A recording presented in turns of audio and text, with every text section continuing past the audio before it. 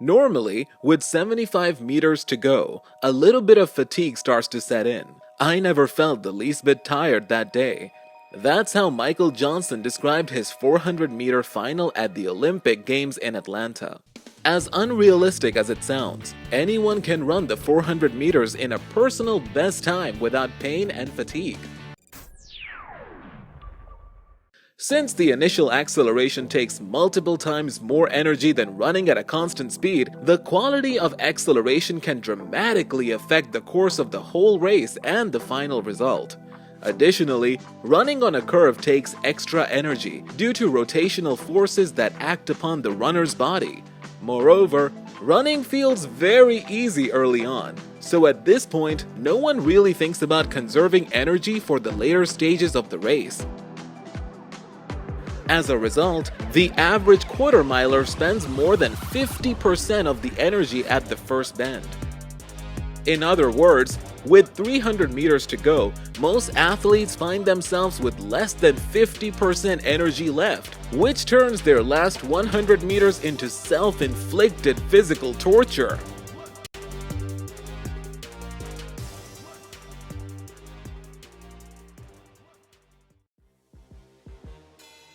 In the 400-meter final of the 2010 Tom Jones Memorial Invitational, Tyson Gay blasted out the blocks as if it was a 60-meter dash, producing the fastest opening 100 meters in history with a split of 10.7 seconds.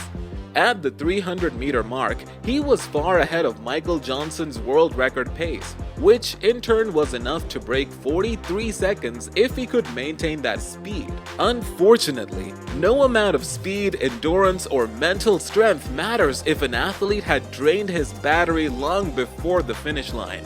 As was the case with Tyson Gay, he decelerated painfully through the home stretch, coming home with one of the slowest final splits ever.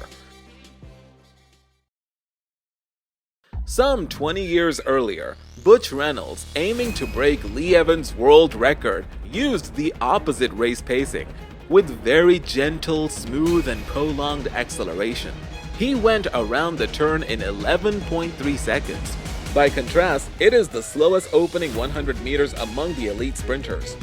Reynolds passed 200 meters in 21.4 seconds, almost a second behind Innocent Ebunike, who shot all out through the first curve to hit the halfway mark in a suicidal 20.5 seconds.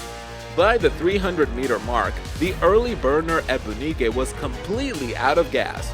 On the contrary, Reynolds stormed down the home stretch as no quarter-miler has ever done, covering the distance in a blistering 11.2 seconds, which is still the fastest closing 100 meters in the event's history. Even Michael Johnson, who broke Reynolds' record 10 years later, managed only 11.5 seconds, not to mention Wade Van Niekerk's almost pedestrian 12 seconds. It comes as no surprise that the fastest 400-meter races are built on smooth and uniform acceleration, as it is the race phase where a sprinter can save the most energy for the remaining distance. On the other hand, excessively steep and inefficient acceleration prevents the sprinters from reaching their full potential. So far, only 18 men in the world managed to break the 44-second barrier, although there should be at least twice as many.